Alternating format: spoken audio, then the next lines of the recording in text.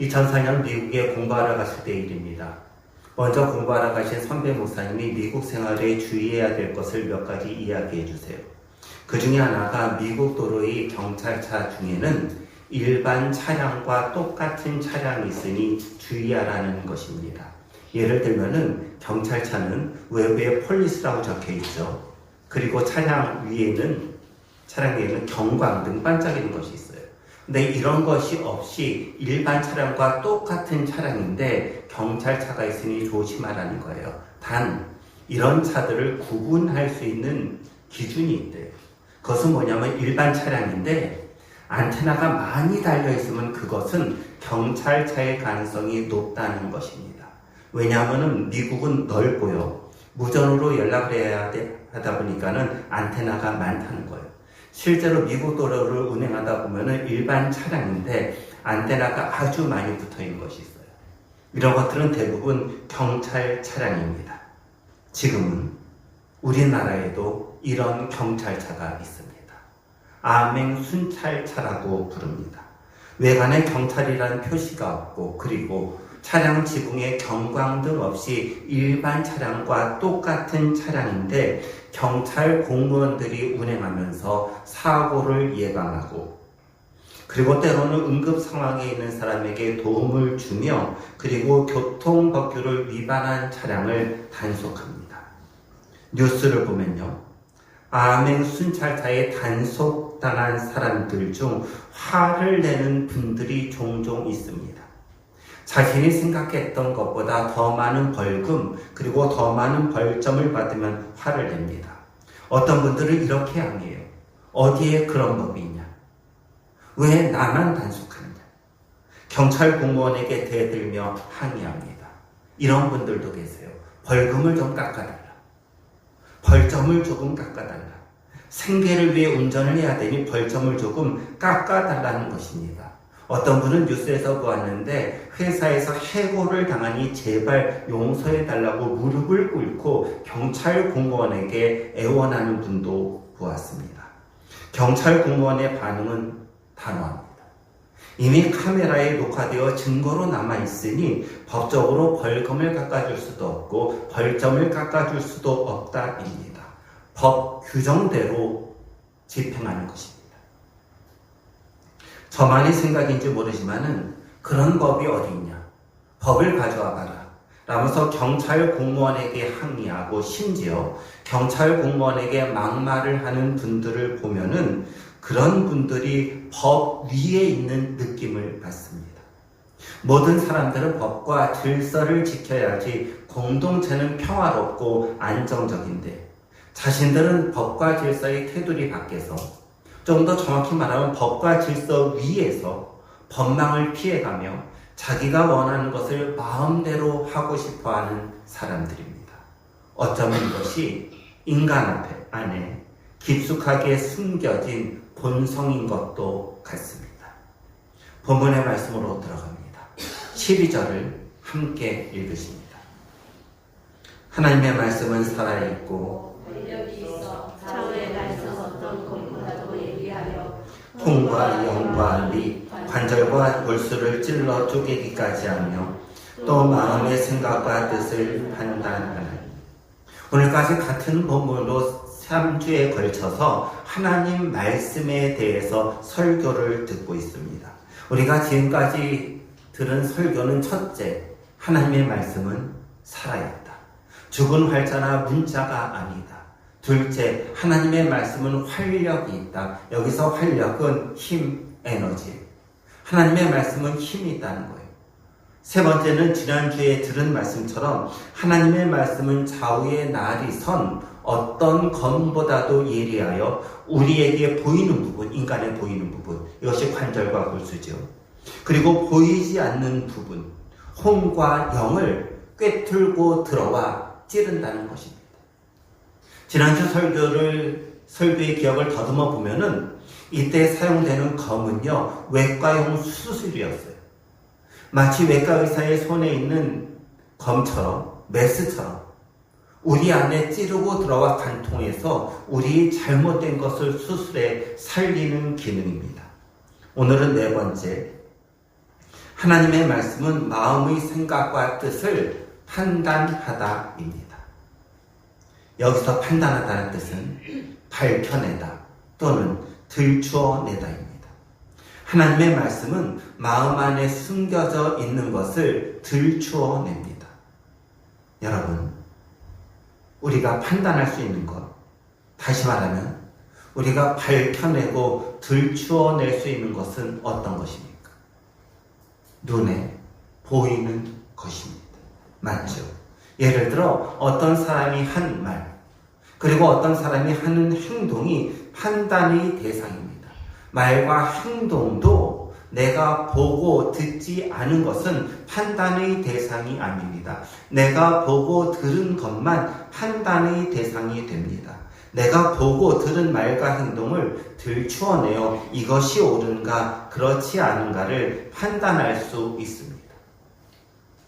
눈에 보이지 않는 영역을 판단할 수는 없습니다. 사람의 생각과 숨겨진 뜻을 들추어낼 수 없고, 사람 안에 숨겨진 생각이 옳은가 그렇지 않은가도 판단할 수 없습니다. 생각과 뜻은 죄송합니다.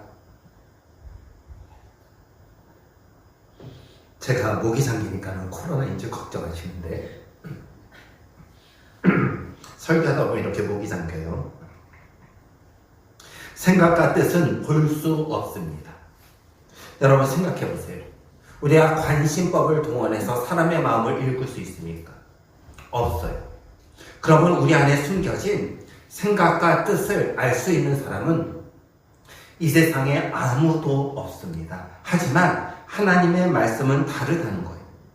하나님의 말씀은 우리의 마음을 보세요. 그리고 마음의 중심에 어떤 것이 있는가도 아십니다.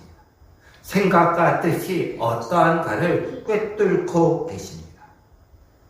따라서 하나님의 말씀 앞에서 생각과 뜻을 감추고 은밀하게 위장할 수 있는 사람은 이 세상에 아무도 없습니다. 하나님의 말씀은 우리의 내면적 동기를 보십니다. 때론 살다 보면요, 난감하고 괴로울 때가 있어요. 정말 선하고 좋은 의도에서 일을 시작했는데 결과를 보았더니 그 결과는 좋지 않습니다. 이럴 때 난감해요.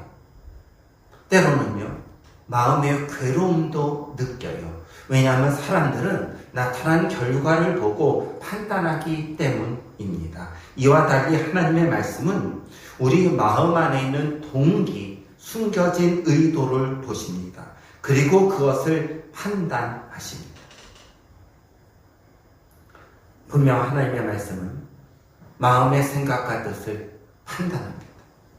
하지만 정반대가 될 때가 수없이 많습니다. 얼마나 자주 우리가 하나님의 말씀을 판단합니까? 하나님의 말씀이 기준이 되어 우리를 판단해야 돼요. 그런데 우리가 기준이 되어 하나님의 말씀을 판단하는 거예요. 마치 법 위에 서서 자기가 모든 것을 판단하는 사람들처럼 살아가는 모습입니다. 프랑스에 오비나크라는 분이 계셨습니다. 이분은 1676년에 죽었습니다. 이분이 죽은 후 1715년에 출판된 이분의 책이 있습니다. 오비냐크는 호메로스, 보통 호머라고 이야기하죠. 호머라는 고대 시인을 연구하신 분입니다. 호머가 지었다고 알려진 시 중 우리가 잘 아는 시가 일리아스하고 오디세이라는 시가 있죠. 호머가 언제 살았는가 정확히 알지 못합니다. 호머의 작품이 인용되기 시작된 때는 기원전 7세기 중엽이기에 호머는 그 이전의 사람이었던 것이 분명합니다. 호머가 쓴 일리아스는 24권으로 되어 있는 방대한 서사시입니다. 제가 한번 찾아봤는데 우리나라 말로 번역되었어요. 839쪽에 해당되는 많은 분량이에요. 오디세이는 672쪽입니다. 일리아스와 오디세이는 방대한 양이에요. 오비냐크는 호모 연구의 아버지라고 불렀습니다. 오비냐크는 호모의 시라고 알려진 시가 실은 한 사람이 저작한 것이 아니라 본래 아무런 상관이 없는 시들을 모아서 엮은 것이라고 주장합니다. 일리아스나 오디세이가 호모의 작품이 아니라 누군가 여러 사람이 시를 썼는데 이 시를 호모가 엮어 편집했다는 주장입니다.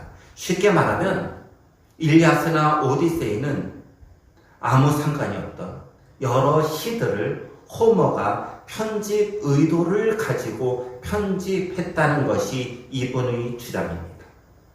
만약 오비냐크의 주장이 맞다면 일리아스나 오디세이를 지은 사람은 호모가 아닙니다. 신원미상의 여러 사람입니다. 누군지 모르는 여러 저자입니다. 단 편집한 편집자만 있을 뿐입니다. 이런 주장은 역사적으로 또 있었습니다.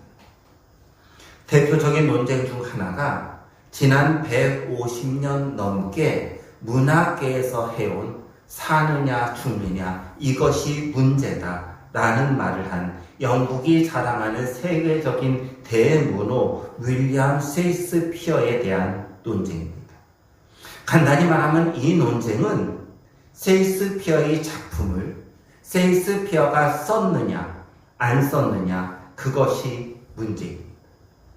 셰익스피어 저작 논쟁이라고 부릅니다. 셰익스피어는 1616년 죽을 때까지 33개의 희곡을 비롯한 많은 작품을 남겼습니다.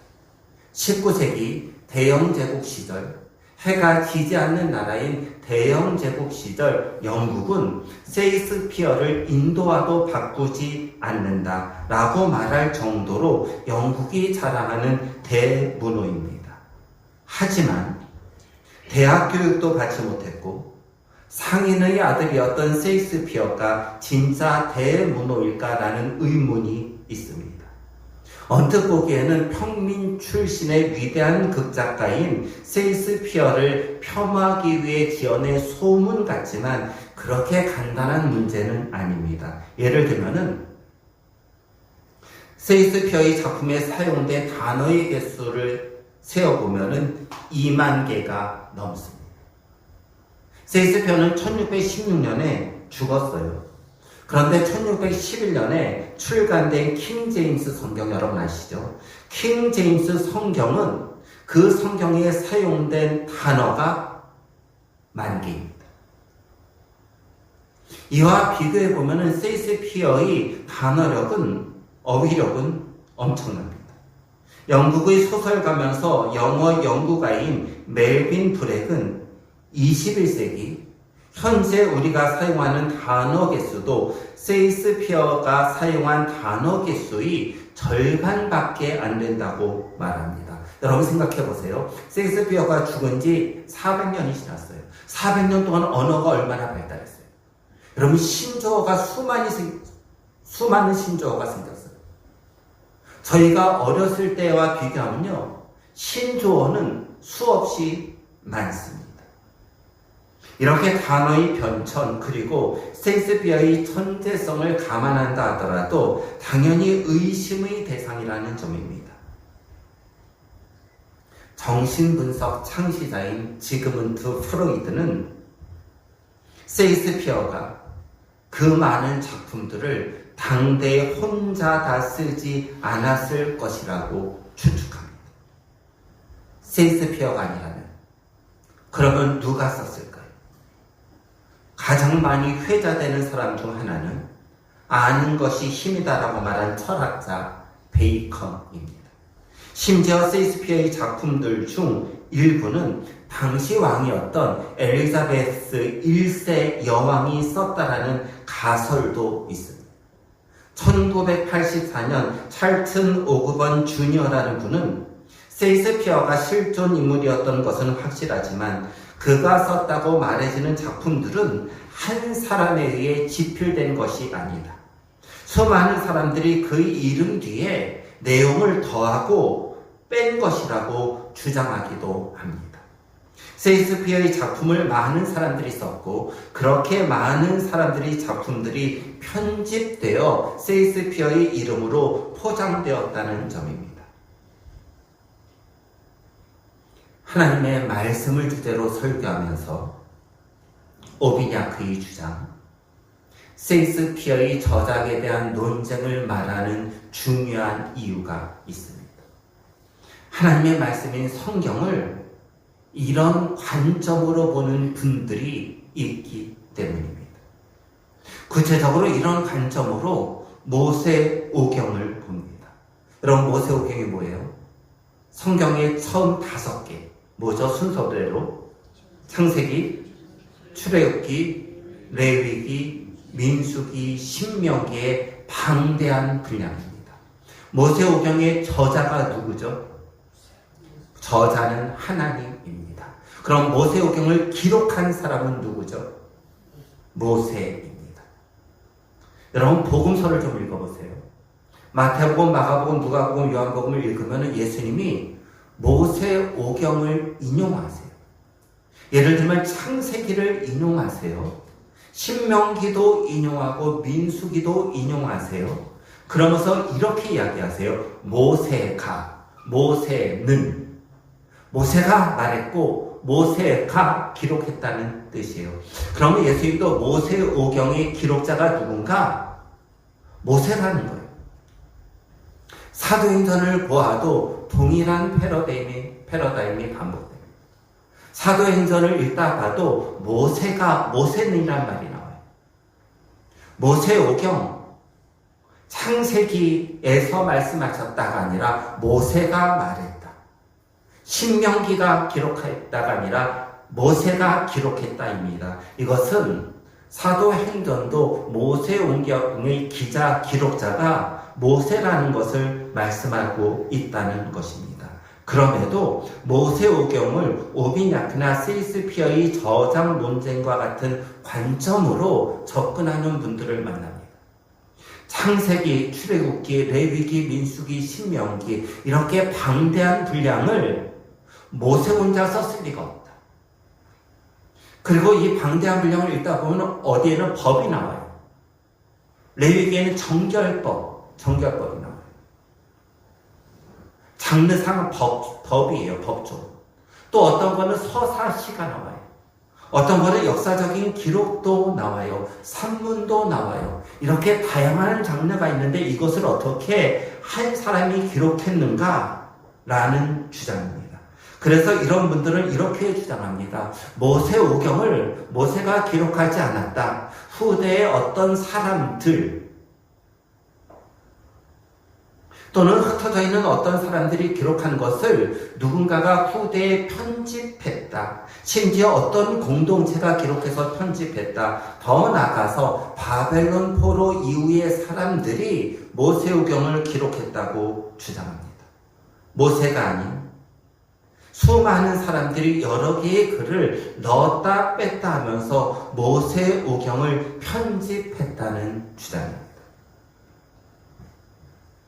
한 가지를 더 말합니다.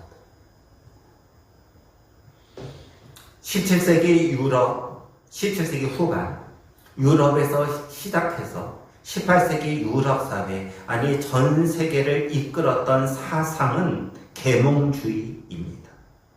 계몽주의는 인간이 가진 이성, 인간이 가진 합리성, 그리고 때로는 과학적 사고를 모든 것의 척도, 모든 것의 기준으로 봅니다.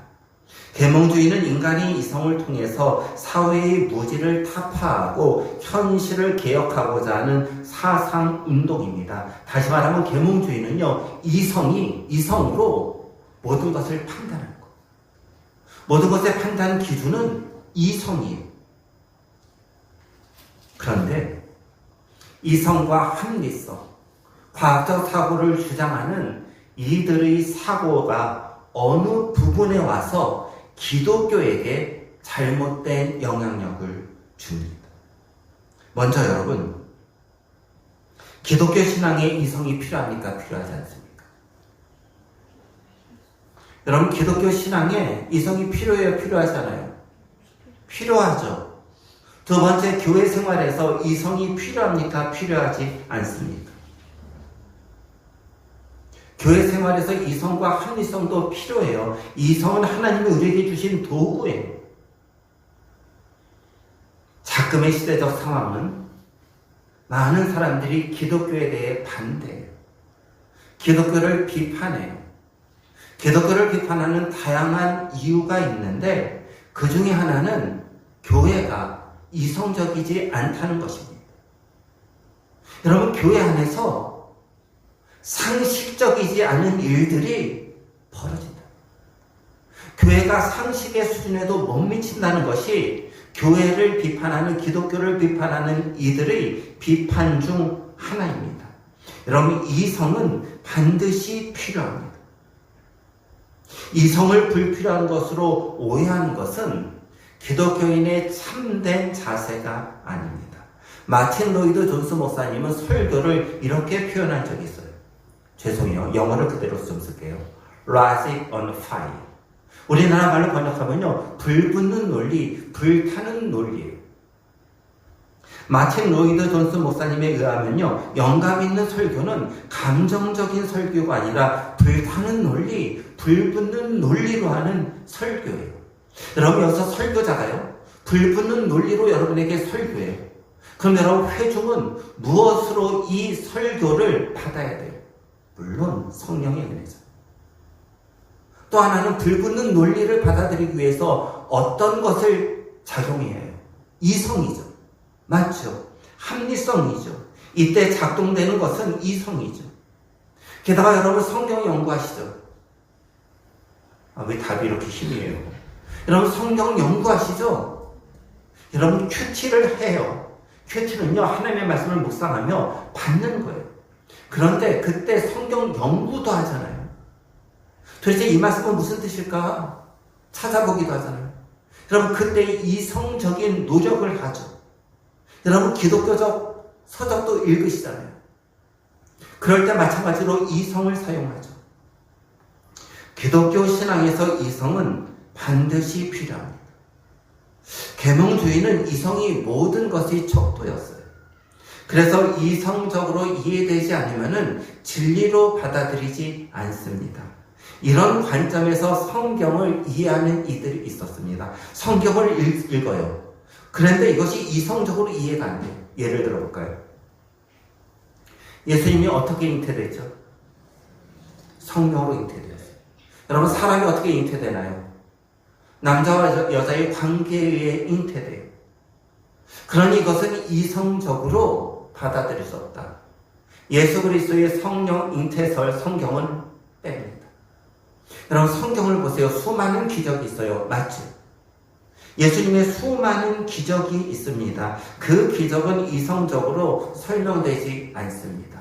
죽은 나사로를 살리신 예수님의 기적, 바다와 바람을 잠잠하게 하신 예수님의 기적, 오병이요, 보리떡 5개와 물고기 2마리로 저렇게 배고픈 불쌍한 영혼들 수만 명을 먹이신 그 기적, 이 모든 기적은 이성적으로 설명될 수 없으니 성경에서 뺍니다. 이것은 성경으로 인정할 수 없다는 것입니다. 더 중요한 것이 있어요. 복음의 핵심이 뭐예요? 그럼 복음의 핵심은 예수 그리스도의 십자가에서의 죽으심과 부활, 맞죠? 그리고 더 나가면은 승천과 재림. 죽은 사람이 살아납니다. 이성적으로 믿을 수 없어요. 그가 하늘로 승천합니다. 그가 재림하십니다. 이성적으로 받아들일 수 없어요. 예수님이 우리 죄를 대신해서 십자가에 달려 돌아가신 것을 믿으십니까? 여러분, 이것을 믿으세요? 감사합니다. 그 예수님이 부활하신 것도 믿으십니까? 그분이 지금 하나님 우편에서 계시다. 그곳으로부터 살아있는 자와 죽은 자를 심판하시러 언제가 재림하실 것도 믿으십니까? 감사합니다. 이것이 복음의 핵심이잖아요. 그런데 이런 모든 것은 이성적으로 받아들일 수 없다. 그러니 성경에서 제외해야 된다. 이것이 그들의 주장입니다. 역사를 보면 인간이 성경을 판단하는 일은 수없이 많았습니다. 이성이 성경을 판단하는 것입니다. 문제는 우리입니다. 우리는 성경을 판단합니까? 아니면 여러분 성경이 우리를 판단합니까? 우리도 혹시 창세기부터 요한계시록까지 성경 66권 전체가 아니라 내가 원하는 말씀만 받고 내가 좋아하는 말씀만 받고 뭔가 나에게 유익이 되는 말씀만 받고 내 마음을 찌르고 나를 거북하게 하고 나를 불편하게 하는 하나님의 말씀은 잠시 제외하는 말씀의 판단자가 되는 것은 아닙니까? 종교개혁자 칼빈은 이렇게 말합니다. 말씀이 모든 사람에게 무조건 동등하게 효력을 가지는 것은 아니다. 말씀은 택함을 받은 자들에게 능력을 나타낸다. 칼빈의 말대로 하나님의 말씀이 모든 사람들에게 무조건적으로 효력을 발휘하는 것이 아닙니다. 하나님의 말씀은 택함을 받은 자들, 여러분이 여기서 택함을 받았다 할 때 누구로부터의 택함이에요? 하나님이죠. 따라서 하나님으로부터 택함을 받은 사람들은 자신을 택해주신 하나님께 감사하며 존중합니다. 여러분 지난주 설교를 좀 더듬어 보세요. 하나님의 말씀을 존중하는 사람은 뭐를 존중해요? 하나님을 존중하는 사람. 역으로 하나님을 존중하면은 하나님의 말씀도 존중해요. 따라서 나를 선택하신 하나님을 존중하고 하나님의 말씀을 존중하는 그 사람에게 하나님의 말씀은 능력이고 하나님의 말씀은 역사하십니다. 지난 목요일은 광복절이었습니다. 1945년 일본이 2차 세계대전에서 패전한 후 일본 군국주의가 몰락되던 시절 동경대학 야나이하로 다다오 신임 총장이 취임했습니다. 그분은 기독교인이었어요. 그는 총장으로 취임하면서 취임 연설에서 이렇게 말합니다. 하나님께서 우주 만물을 창조하셨습니다. 오늘도 그 하나님은 살아계셔서 인류 역사를 섭리하시고 주관하십니다. 이런 연설을 하자 당시 고분학자의 권위자였던 교수 운천이 반발합니다.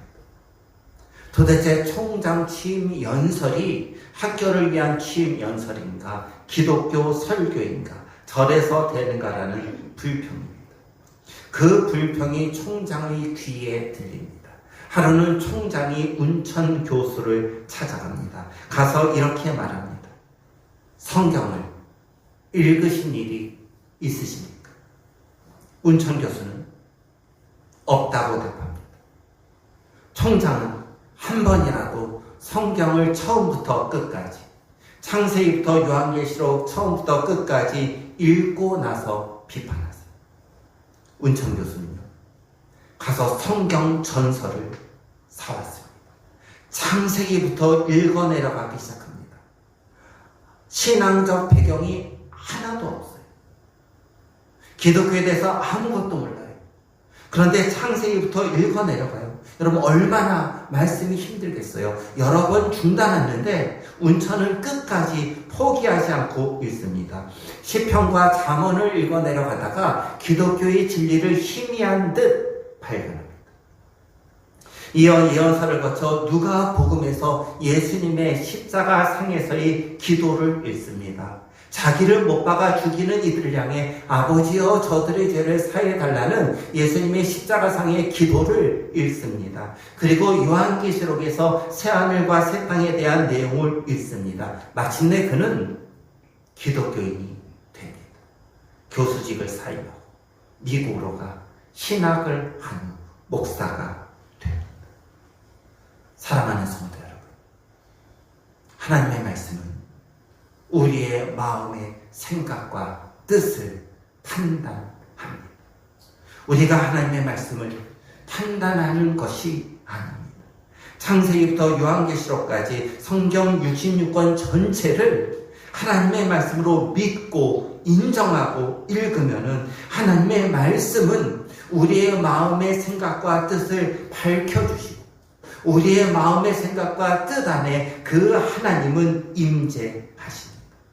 반면에 내가 판단자가 되고 하나님의 말씀을 대하면 하나님은 마음의 생각과 뜻을 밝혀주지 않으시고 그 순간 말씀하지 않으시며 궁극적으로 하나님은 우리 곁에서 떠나십니다. 따라서 하나님의 말씀을 읽고 들을 때 주여 말씀하옵소서 종이 듣겠나이다 라는 겸허한 기도를 드려야 합니다. 판단자이신 하나님, 판단자이신 하나님의 말씀 앞에 머리 숙이는 성도들이 되기를 우리 주 예수 그리스도의 이름으로 간절히 소원합니다. 기도드리십니다. 하나님, 말씀이 우리를 판단해 주옵소서. 하나님이 우리를 판단해 주옵소서. 하나님의 말씀을 읽을 때 판단자이신 하나님의 말씀을 듣고 그때 판단자이신 하나님을 배웠고 하나님이 임하는 경험을 하는 성도들로 삼아 주옵소서. 우리 주 예수 그리스도의 이름으로 기도드립니다. 아멘.